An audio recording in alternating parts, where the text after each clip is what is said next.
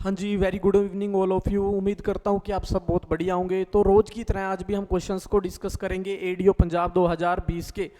तो देखो, पिछले जो लेक्चर था उसमें हमने 56 क्वेश्चंस तक डिस्कस कर लिए थे और आज का जो सेशन रहेगा 57 क्वेश्चंस के बाद हम जितने भी क्वेश्चंस होंगे उनको डिस्कस करेंगे।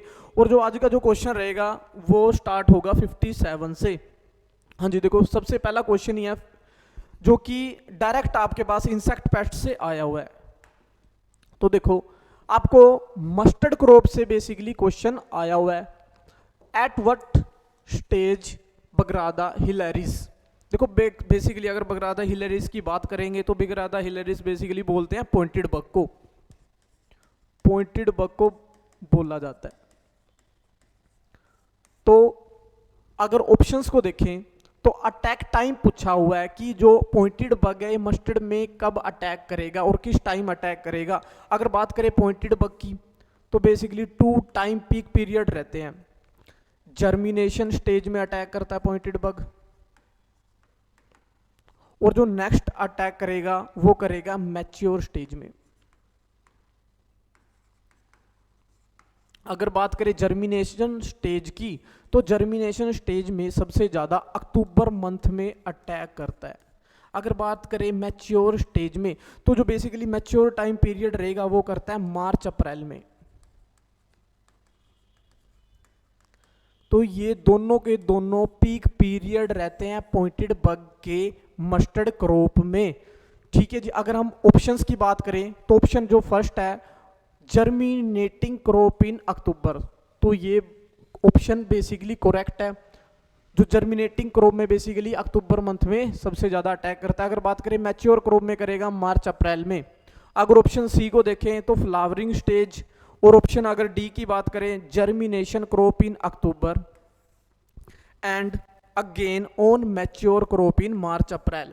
अब देखो ऑप्शंस को हम अकेले अकेले तो नहीं कर सकते कि जर्मिनेशन में अक्टूबर में ही करता है, मैच्योर में मार्च अप्रैल में नहीं करेगा, बट करता है दोनों टाइम पीरियड में करता है। तो बेसिकली आंसर डी क्या जाएगा, करेक्ट होगा। तो ऑप्शन कौन सा करेक्ट होगा, ऑप्शन डी करेक्ट होगा। दोनों के दोनों जो टाइम पीरियड ऑप्शन डी में दिए हुए हैं। तो जब भी आप प्रिपरेशन करोगे तो थोड़ा सा टाइम पीरियड्स को भी अच्छे से आपको पढ़ना है। हाँ जी। अगर बात करें 58 क्वेश्चन की, which variety of sugar cane, तो ध्यान देना है which variety of sugar cane should be planted under saline water condition south western districts of Punjab.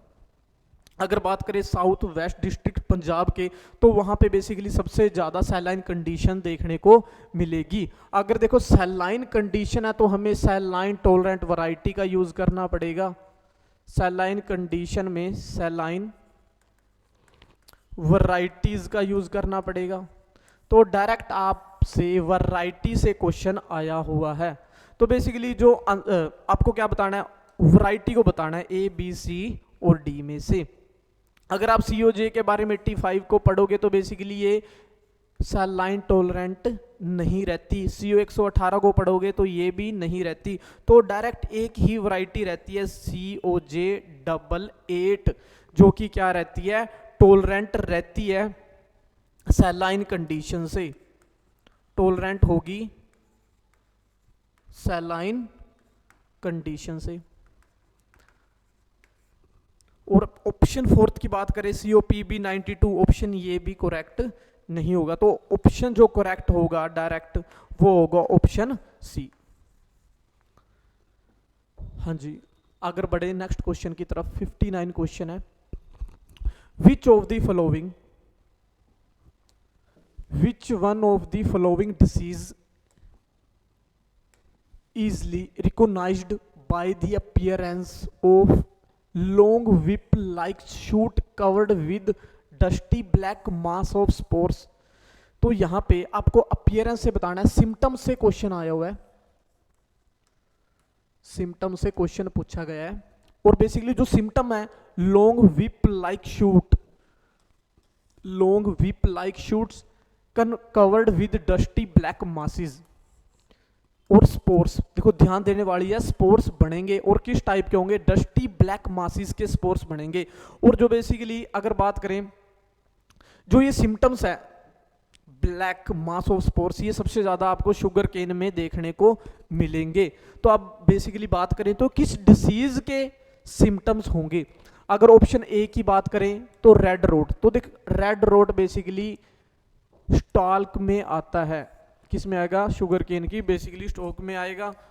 ठीक है जी, एल्कोहलिक स्मेल कर देता है, रेड कलर की बेसिकली फॉर्मेशन करेगा, एल्कोहलिक स्मेल आती है। तो देखो रेड रोड तो जनरली नहीं होगा। बात करें विल्ट, तो विल्ट बेसिकली क्या, एक सोयल बोर्न कंडीशन है, सोयल बोर्न कंडीशन है। और विल्टिंग से क्या होता है, प्लांट्स ड्राई होके बेसिकली डेड हो जाता है। अगर बात करें स्मट की, तो बेसिकली स्मट को जब भी आप पढ़ोगे तो आपको ब्लैक मास स्पोर्स देखने को मिलेंगे। और स्मट बेसिकली क्या रहेगी, फंगस भी रहती है। ठीक है जी। और लीव स्कैल्ड की अगर बात करें तो लीव स्कैल्ड में होता क्या है, जर्मिनेशन स्टेज में ही क्या होता है, लीव की स्कैल्डिंग हो जाती है, सूखने लग जाते हैं पत्ते। और जो बेसिकली होते हैं कैसे हैं सिम्टम्स, जो एजिज होते, जो एजिज होंगे प्लांट की, ठीक है जी, जो लीव्स के एजिज होंगे बर्न कंडीशन के देखने को मिलेंगे आपको, बर्निंग कंडीशन को देखने को मिलेंगे, ब्राउन कलर के सिम्टम्स बेसिकली अपीयर होते हैं। ठीक है जी। तो यहाँ पे बेसिकली स्पोर्स की बात हुई है, तो स्पोर्स ब्लैक मास स्पोर्स जो होंगे वो बेसिकली बनते हैं, स्मट क्रिएट करती है जी। ठीक है जी। तो ऑप्शन जो जाएगा आपके पास वो कौन सा होगा, स्मट होगा। फॉर प्रिवेंटिंग, देखो 60 क्वेश्चन है, for preventing damage by shoot fly in sorghum the seed should be treated with, हाँ जी। तो देखो अगर बात करें सोरगम की, तो सोरगम में सबसे ज्यादा हम क्या करते हैं, सीड ट्रीटमेंट का यूज किया जाता है। ठीक है जी। अगर बात करें सोरगम की,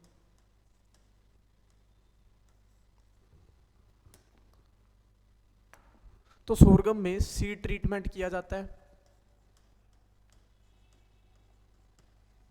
देखो जो सीड ट्रीटमेंट आप करोगे तो वो क्या बेसिकली जो सीड ट्रीटमेंट किया जाता है उसमें हम क्या करते हैं, जो इंसेक्टिसाइड लोगे आप तो वो कौन सी लेते हैं, 10 ml सेलियर ले लेते हैं, सेलियर लेंगे 30 FS जिसको हम बोलते हैं थाइमेथोक्सोन। ठीक है जी। तो बेसिकली ये किस क्यों लेते हैं, ये लेते हैं बेसिकली शूट फ्लाई की प्रिवेंटिंग के लिए, शूट फ्लाई की प्रिवेंटिंग के लिए बेसिकली हम यूज करते हैं। अगर बात करें शूट फ्लाई, तो बेसिकली इसके भी 2 पीरियड्स सबसे ज्यादा डिस्ट्रक्टिव रहते हैं। ठीक है जी। 2 पीरियड सबसे ज्यादा डिस्ट्रक्टिव रहेंगे, और जो फर्स्ट पीरियड जो रहता है वो रहता है अगस्त और सितंबर में, और जो सेकंड पीरियड डिस्ट्रक्टिव होगा वो रहेगा मार्च और अप्रैल में, मार्च और अप्रैल में। तो यहां से भी क्वेश्चन आपके पास पूछा जा सकता है, कौन से पीरियड शूट फ्लाई के लिए डिस्ट्रक्टिव रहते हैं। तो मैनेजमेंट करनी है, मैनेजमेंट में हम क्या करते हैं, सीड का ट्रीटमेंट करते हैं और एक ही हम इंसेक्टिसाइड का यूज करते हैं। एक ही याद रखना है वो किसका किया जाता है, जो डोज रखते हैं वो रखते हैं 10 ml, और सेलियर दवाई बेसिकली इंसेक्टिसाइड लोगे, और 30 FS जिसको हम बेसिकली को जो साल्ट बेसिकली होंगे थाइमेथोक्सोन होगा, और पर केजी सीड्स के साथ क्या की जाती है, ट्रीटमेंट की जाती है। तो देखो सल्फर का भी यूज नहीं करेंगे क्योंकि इंसेक्टिसाइड का हमें ट्रीटमेंट करना है, तो सल्फर का भी नहीं करेंगे, बेविस्टन का भी नहीं करेंगे, और थायरम का तो नहीं करेंगे। अगर आप थोड़ा सा इस क्वेश्चन को ध्यान से भी सोचोगे तो इनको डायरेक्ट, क्योंकि फंगस की ट्रीटमेंट के लिए हम ज़्यादातर यूज करते हैं, बट यहाँ पे हमें शूट फ्लाई के लिए करना है, तो शूट फ्लाई के लिए हम किसका यूज करते हैं, 10 ml सेलियर का यूज करेंगे। हाँ जी। अगर बड़े नेक्स्ट क्वेश्चन की तरफ 61 क्वेश्चन, हाँ जी। तो जो 61 क्वेश्चन है, finger and toe disease, finger and toe disease and abortion in animals can be due to the feeding of. तो देखो जो फिंगर एंड टोए डिजीज, पहले तो ये पता होना चाहिए आपको फिंगर एंड टोए डिजीज बोलते किसको हैं। सेकंड क्वेश्चन में, सॉरी सेकंड लाइन में दिया गया है अबॉर्शन इन एनिमल्स।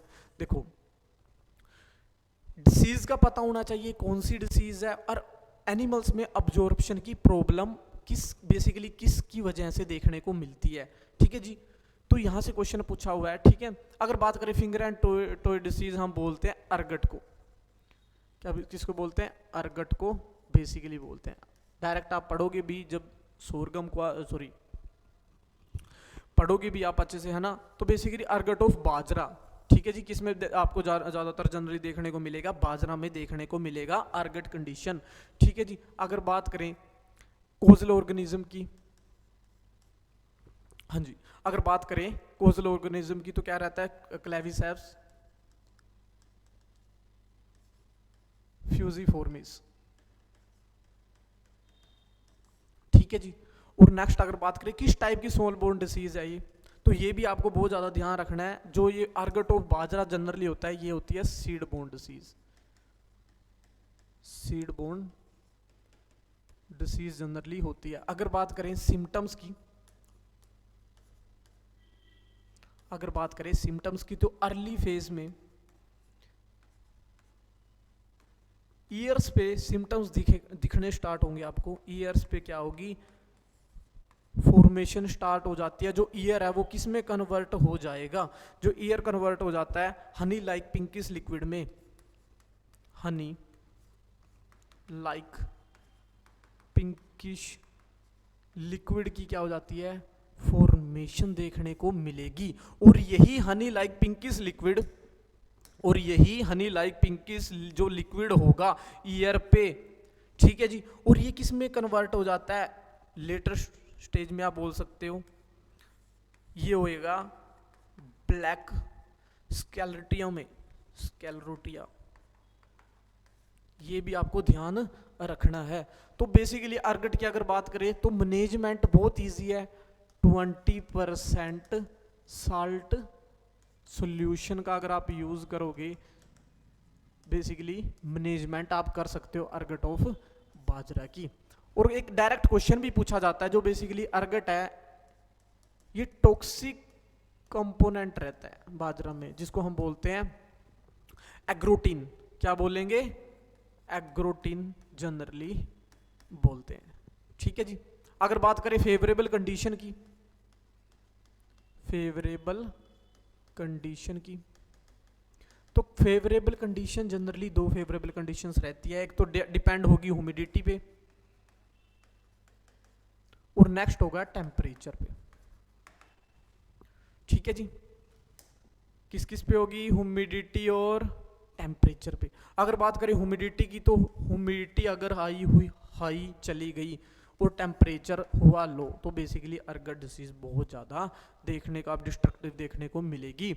अब हमें क्या ऑप्शंस को देखना है? ऑप्शन फर्स्ट है अर्गट डिसीज अफेक्टेड दी फोडर, तो ऑप्शन आपके पास डायरेक्ट फर्स्ट आंसर रहेगा 61 क्वेश्चन का। देखो डाउनी मिल्ड्यू करके नहीं आती, शूट फ्लाई नहीं, उसके कारण भी नहीं आएगी, हाई सियान रेशियो एट अर्ली। देखो हाइड्रोसाइनिन एसिड बेसिकली किस में देखने को मिलेगा? सोरगम में देखने को आपको ज़्यादातर मिलता है। सियान जो कंटेंट बनता है, जो हम बोलते हैं टॉक्सिक कंपोनेंट होगा। तो यहाँ पे आंसर आपका फर्स्ट आंसर जनरली करेक्ट होगा। तो इस चीज़ का भी आपको ध्यान रखना है कि कौन सी डिसीज और किससे कौन सा इफेक्ट हो रहे हैं। तो यहाँ से डायरेक्ट आपके पास क्वेश्चंस काफ़ी पूछे जाते हैं एग्जाम में।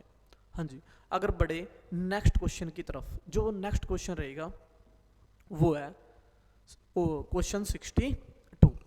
तो देखो इजी, अब तक जितने भी क्वेश्चन किया है, अगर आपने ध्यान से हर एक टॉपिक को, हर एक डिसीज, पेस्ट मैनेजमेंट, ट्रीटमेंट अच्छे से पढ़ रखा, तो आपका एक भी क्वेश्चन गलत नहीं होगा। तो थोड़ा पढ़ोगे भी, देखो आप टाइम भी यूज कर रहे हो, अपना टाइम भी लगा रहे हो, है ना, तो उस चीज को थोड़ा सा आप डीप पढ़ना स्टार्ट करो। ठीक है, डीप पढ़ोगे तो एक भी क्वेश्चन आपका गलत नहीं होगा।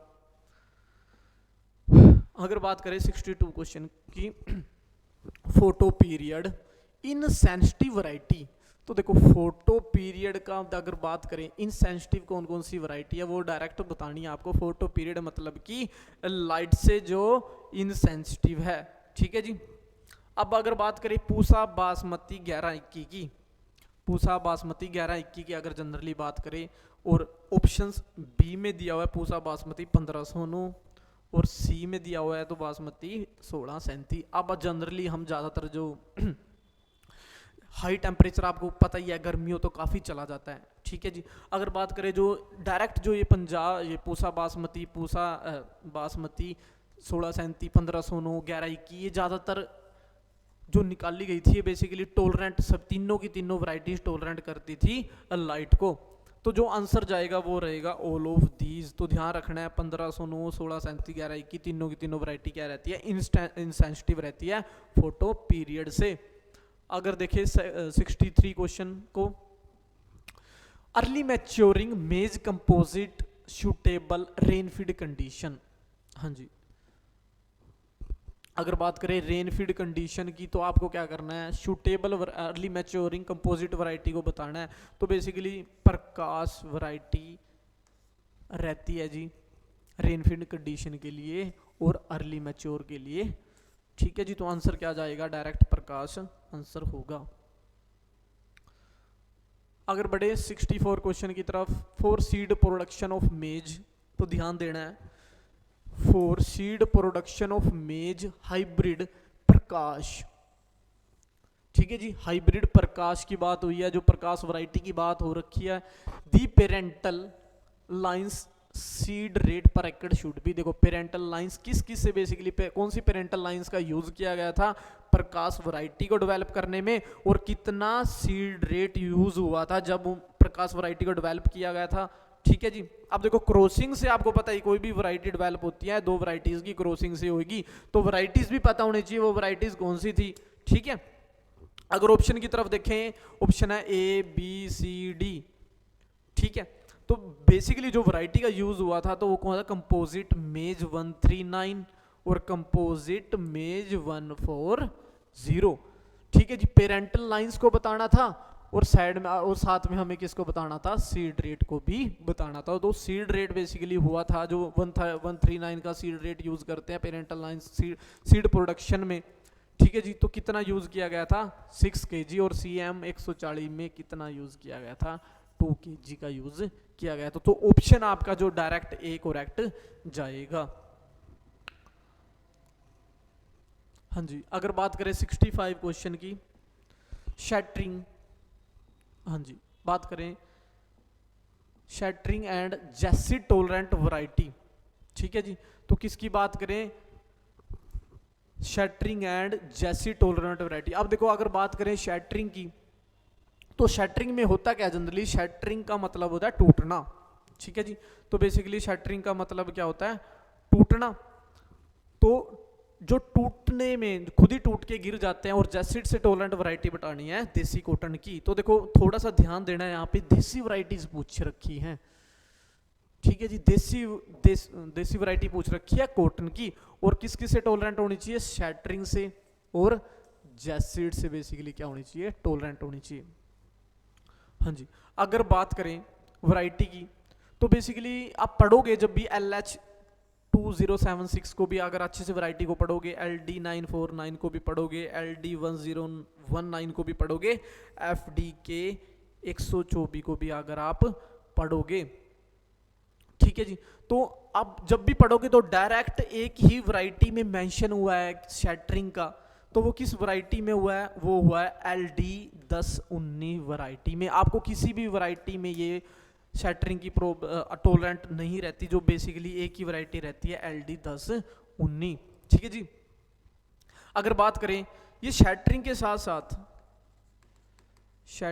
साथ साथ जैसिड से भी टोलरेंट रहती है, जैसिड से क्या होगी, टोलरेंट होगी, और उसके साथ व्हाइट फ्लाई से भी क्या रहती है, टोलरेंट रहेगी, ठीक है जी। तो इस चीज का भी याद रखना है, व्हाइट फ्लाई से भी रहेगी, जैसिड से भी रहती है।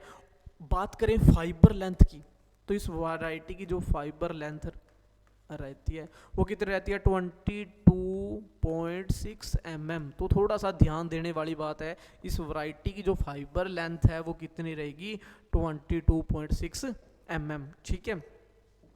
देखो डायरेक्ट इस वैरायटी से क्वेश्चन भी पूछा जाता है कि जो वैरायटी है LD 1019, तो इसमें सबसे ज़्यादा पिकिंग की रिक्वायरमेंट रहती है। ठीक है जी, तो कितनी पिकिंग की रिक्वायरमेंट रहेगी इस वैरायटी में? तो बेसिकली 2 से 3 पिकिंग की रिक्वायरमेंट रहती है। तो ये चीज़ों को आपको बहुत ज़्यादा ध्यान रखने की जरूरत है। कौन सी वैरायटी किससे टॉलरेंट है? शैटरिंग से टॉलरेंट रहेगी, साथ साथ जैसिड से भी टॉलरेंट रहती है, और वाइट फ्लाई से भी रहेगी, और फाइबर जो लेंथ रहती है वो कितनी रहेगी? 22.6 mm। और पिकिंग की सबसे ज़्यादा रिक्वायरमेंट इसमें रहती है, 2 से 3 पिकिंग की रिक्वायरमेंट देखी जाती है जी। ठीक है, तो आंसर क्या रहेगा? LD 1019 आंसर होगा। अगर बढ़े नेक्स्ट क्वेश्चन की तरफ, तो 66 क्वेश्चन है। ठीक है जी, which of the following hexaploid species of wheat. तो देखो सिंपल क्वेश्चन हुआ, पूछा हुआ है। अब आपको पता है जब भी हम हेक्साप्लॉइड स्पीसीज को पढ़ते हैं, किसको? हेक्साप्लॉइड स्पीसीज की अगर बात करेंगे व्हीट की, ठीक है, जो हम बुक्स में भी पढ़ते हैं, बहुत कॉमन पढ़ते हैं, तो बेसिकली हेक्साप्लॉइड में ट्रिटिकम, ट्रिटिकम एस्टिकम, किसको पढ़ते हैं? ट्रिटिकम एस्टिकम को पढ़ते हैं। ठीक है जी, ट्रिटिकम वुल्गेर को पढ़ते हैं। ठीक है जी, तो ज्यादातर हम ट्रिटिकम एस्टिकम, ट्रिटिकम वुल्गेर को सबसे ज्यादा पढ़ते हैं। बट यहाँ पे अगर बात हुई थी हेक्साप्लॉइड स्पीसीज की, तो हेक्साप्लॉइड स्पीसीज में से इस क्वेश्चन में ना तो ट्रिटिकम एस्टिकम आया है, ना तो क्या आया है? ट्रिटिकम वुल्गेर आया है। तो आपको क्या करना है? आंसर भी देना है। तो आंसर आप कैसे दोगे? ऑप्शंस को देख के दोगे। तो अगर बात करें ट्रिटिकम, ऑप्शन डी की बात कर लेते हैं पहले, ट्रिटिकम मोनोकोकम। तो देखो ट्रिटिकम मोनोकोकम हम जब भी पढ़ते हैं तो किस टाइप की स्पीसीज रहती है? ये रहती है डिप्लॉइड स्पीसीज। क्या रहेगी? डिप्लॉइड स्पीसीज रहती है। अगर बात करें ट्रिटिकम, ट्रिटिकम परसिकम की, तो बेसिकली ट्रिटिकम परसिकम वैरायटी भी नहीं होती। बात करें ट्रिटिकम ड्यूरम, अगर ड्यूरम की वैरायटी की बात करें तो टेट्राप्लॉइड वैरायटी रहती है। कैसी सॉरी वैरायटी नहीं, टेट्राप्लॉइड स्पीसीज देखने को मिलेगी आपको। ठीक है, अगर बात करें ट्रिटिकम स्पेल्टा, तो स्पेल्टा का अगर आपने ध्यान से सभी की सभी स्पीसीज को पढ़ा हुआ है हेक्साप्लॉइड की, जो ICR के डाटा के हिसाब से अगर आप देखोगे तो सभी को आपको पढ़ना है। मैं तो यही कहूंगा, अगर आप अपने क्लासेस को भी टेस्ट, अपनी एग्री दर्पण, आपको पता है कि इंस्टीट्यूट में एडीओ को बेस्ट आ रखा है, तो यहाँ पे आपको हर एक चीज पूरी डीप समझाई जाएगी। आप एक बार डेमो क्लासेस लगा के जरूर देखो। तो ट्रिटिकम स्पेल्टा जो वैरायटी थी ये कैसी रहती है? हेक्साप्लॉइड वैरायटी रहती है। तो जिन बच्चों को अच्छे से पढ़ रखा था, दो बच्चे वो क्या आंसर करके आए होंगे? ट्रिटिकम स्पेल्टा करके आए होंगे। तो जो आंसर रहेगा इस क्वेश्चन का वो क्या रहेगा? ट्रिटिकम स्पेल्टा आंसर रहेगा। हाँ जी, तो देखो आज हमने क्वेश्चंस को अच्छे से डिस्कस किया। तो जिन बच्चों को कोई भी डाउट रहता है, ठीक है जी, क्वेश्चंस में कोई भी डाउट रहता है तो वो जरूर एक बार अपना कमेंट करें। ठीक है, ताकि मेरे को भी पता लगे कि बच्चे का रिव्यू कैसा चल रहा है। ठीक है, अगर कोई भी इंक्वायरी बैच के रिलेटेड या ऑनलाइन ऑफलाइन, ठीक है जी, देखो बैच आपको दोनों प्रोवाइड करवाए जाएंगे, ऑनलाइन भी और ऑफलाइन भी। ठीक है जी, और गारंटीड बैच रहेगा पंजाब एडीओ का, जिसमें हम आपको बेसिकली जो स्टडी करवाएंगे वो एक पैटर्न से करवाएंगे, जिसमें जो डाटा होगा ICR का भी होगा। ठीक है जी, और जो PAU का जो डाटा होगा सारा का सारा पंजाब से रिलेटेड, पंजाब से रिलेटेड सारा डाटा, जिसमें पैकेज प्रैक्टिसेस को भी अच्छे से, जिनको हमने कन्वर्ट कर रखा है वन लाइनर में, तो सभी आपको इन्फॉर्मेशन अच्छे से प्रोवाइड होगी। अगर कुछ भी इन्फॉर्मेशन चाहते हो बैच के रिगार्डिंग तो 75 975 00075 पे एक बार जरूर कॉल करें, आपकी पूरी हेल्प करी जाएगी कोर्स के रिगार्डिंग। ठीक है, तो आज के सेशन में भाई इतने ही क्वेश्चन रहेंगे और नेक्स्ट सेशन में मिलेंगे नेक्स्ट क्वेश्चंस के साथ। Thank you.